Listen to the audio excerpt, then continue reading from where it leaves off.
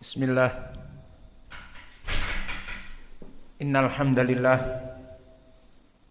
nahmaduhu wa nasta'inuhu wa nastaghfiruh wa na'udzu billahi min syururi anfusina wa min sayyiati a'malina may yahdihillahu fala mudhillalah wa may yudlil fala hadiyalah wa asyhadu an la ilaha illallah wahdahu la syarikalah wa asyhadu anna Muhammadan abduhu wa rasuluh. Amma ba'd. Alhamdulillah fi hadhihi lailah ba'dal maghrib 23 Sya'ban 1444 Hijriah, kita lanjutkan kajian atau kita buka kajian yang baru di Fakultas Ilmu Fiqh dan Ilmu Al-Hadis. Pelajaran yang berhubungan dengan perkara yang akan kita dapati di bulan Ramadan, yaitu permasalahan salat tarawih. Maka kitab yang akan kita bahas seperti biasa judulnya Al-Akhbar As-Sahihah, kumpulan hadis-hadis yang sahih. Namun di sini fi ahkami salati tarawih wal witr, dalam permasalahan salat tarawih dan salat witr. Maka pada kesempatan hari ini kita mulai masuk kepada kumpulan hadis-hadis yang sahih tentang hukum salat tarawih, yang mana tujuannya di sini agar kita melaksanakan ilmu terlebih dahulu sebelum mengamalkan. Al-ilmu qabla al-qawli wal amal. Karena salat tarawih adalah perkara yang disunahkan oleh Nabi Muhammad sallallahu alaihi wa ala alihi wasallam, sehingga kita melaksanakan ibadah dengan ilmu yang kita pelajari. Maka sebelum kita masuki malam Ramadan untuk melaksanakan tarawih, maka alhamdulillah kita telah mempunyai ilmunya. Kita masuk kepada bab yang pertama dari kitab Al-Akhbar As-Sahihah fi ahkam salati tarawih. Al-babul awal, salatu tarawih hiya qiyamu Ramadan wa hiya qiyamul lail. Di bab yang pertama ini penulis menyebutkan bahwa salat tarawih adalah qiyamu Ramadan, salat yang dibangun di malam Ramadan. Wa hiya qiyamul lail, dan dia juga salat malam. Maka di sini di bab yang pertama ini penulis ingin menjelaskan dari adilah hadis-hadis yang sahih bahwa salat tarawih tidak ada bedanya dengan salat malam. Maka maknanya dia adalah salat malam, dan diistilahkan dengan salat tarawih qiyamu Ramadan, melaksanakan salat malam di bulan Ramadan. Dan dia dari salat malam yang masyhur dengan istilah tahajud di ilmu fikih. Salat malam, qiyamul lail, tahajud, juga dia adalah dilaqabi dengan qiyamu Ramadan, dan dinamai di fikih juga dengan salatu tarawih.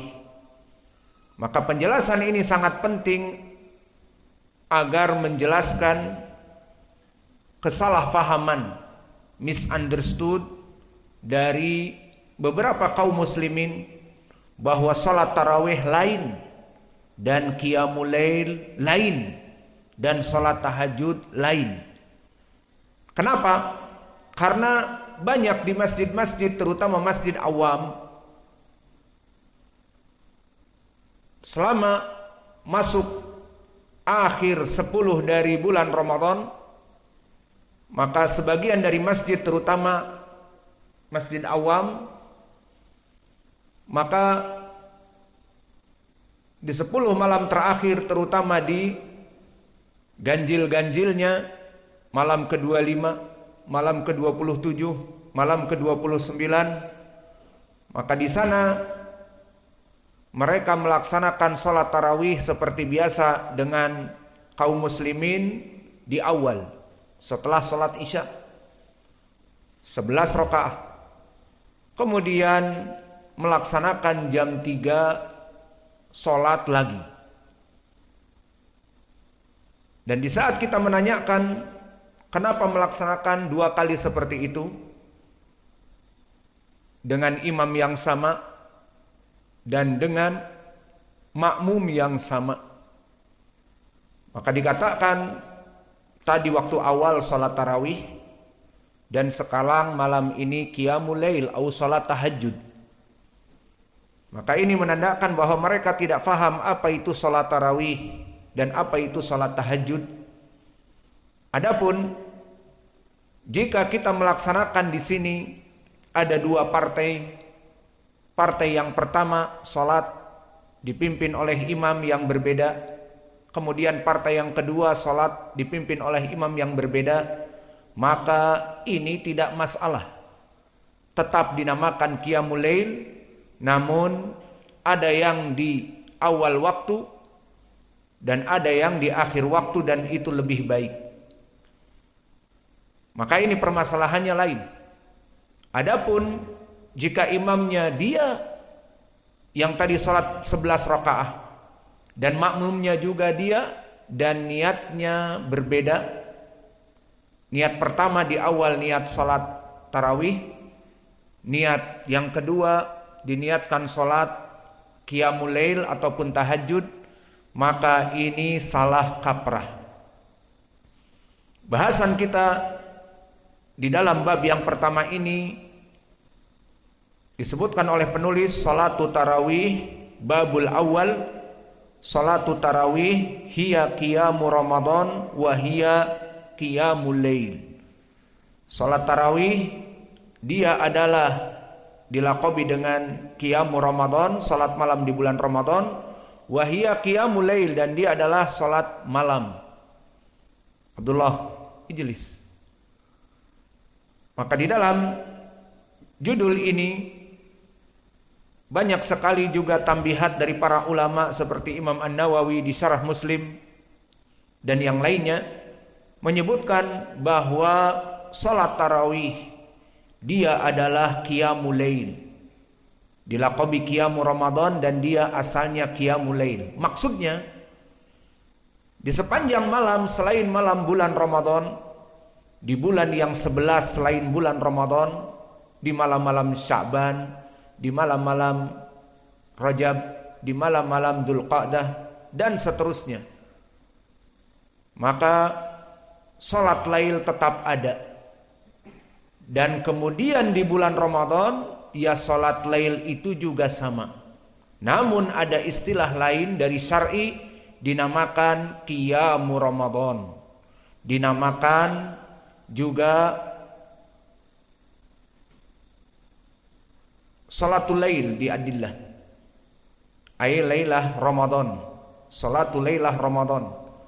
Adapun kalimat tarawih, maka wallahu a'lam tidak ada lafaz yang ada di dalam hadis tarawih kecuali dari ulama al-fiqhiyah, dikarenakan diambil dari tarwihah, jamak dari tarwihah, di mana dia ala wazan mafa'il tarawih dari tarwihah, bermakna mengambil istirahat, salat yang panjang dan duduk mengambil istirahat kemudian bangun lagi. Maka para ulama menyebutkan salat tarawih dia adalah salat malam. Namun bedanya nanti di dalam pelajaran yang lebih detail bahwa salat tarawih dikhususkan di malam Ramadan dengan berjamaah. Inilah bedanya. Adapun malam-malam biasa maka salat tahajud semua orang di rumah-rumah mereka salat. Adapun salat tarawih disyariatkan di masjid berjamaah. Inilah dia bedanya. Pada hakikatnya dia adalah salat malam itu juga. Maka oleh sebab itu penulis di bab yang pertama ini akan menukilkan beberapa hadis yang berhubungan dengan istilah-istilah. Dari hadis disebutkan salat tarawih. Maka yang pertama diriwayatkan oleh Imam Al-Bukhari dan Muslim muttafaqun alaih, dinukilkan oleh muallif dari Al-Imam Al-Bukhari.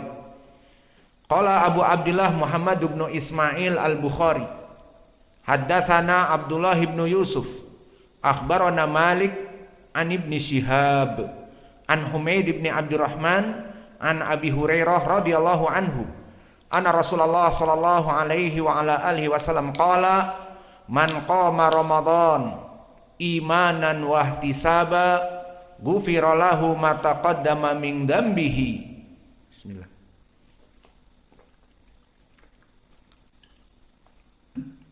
Maka hadis yang pertama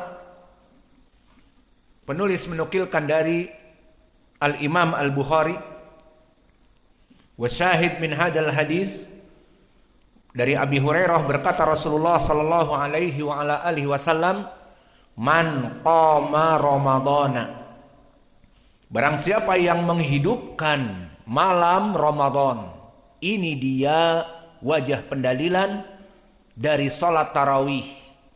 Di hadis ini disebutkan qama Ramadan, barang siapa yang membangunkan malam-malam di bulan Ramadan dalam keadaan salat berdiri di malam-malam Ramadan.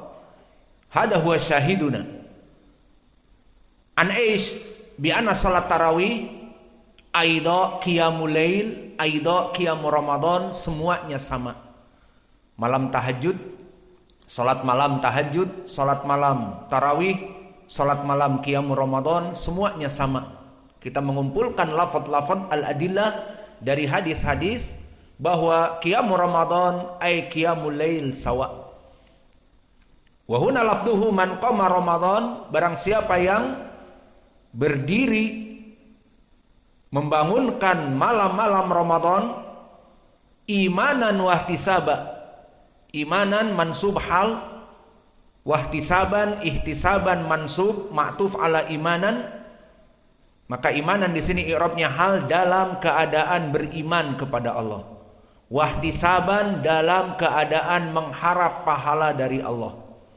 Apa balasannya? Ghufira lahu ma taqaddama min dzambihi. Maka dia diampuni dosa-dosa yang telah lampau. Pembahasan hadis ini poinnya adalah dinamakan salat tarawih dengan man qama Ramadan, berdiri salat di malam-malam Ramadan. Maka hadis ini diriwayatkan oleh Imam Al-Bukhari, haddatsana Abdullah bin Yusuf. Maka Abdullah bin Yusuf adalah Al-Kallai Ad-Dimashqi Al-Misri, dari Mesir, dan dia min asbatin nas, dari Imam Malik.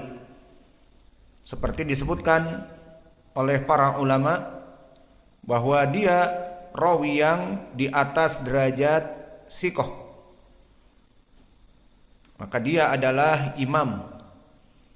Dikatakan oleh Imam Ibnu Ma'in, min awsakin nas fil muwatta, ma baqiya fil muwatta awsak minhu. Tidak ada rawi yang paling kuat periwayatannya dari kitab Muwatta yang paling kuat dari dia. Maka dia sama seperti Abdullah bin Maslamah Al-Qanabi min asbatinas dari Muwatta dan dari Imam Malik, namun dohirnya Muhammad ibnu Yusuf di sini lebih kuat. Abdullah ibnu Yusuf lebih kuat sesuai ucapan Yahya ibnu Ma'in. Alhasil di sanad ini yang menjadi keutamaan Sahih Al-Bukhari, Abdullah bin Yusuf meriwayatkan dari Imam Malik.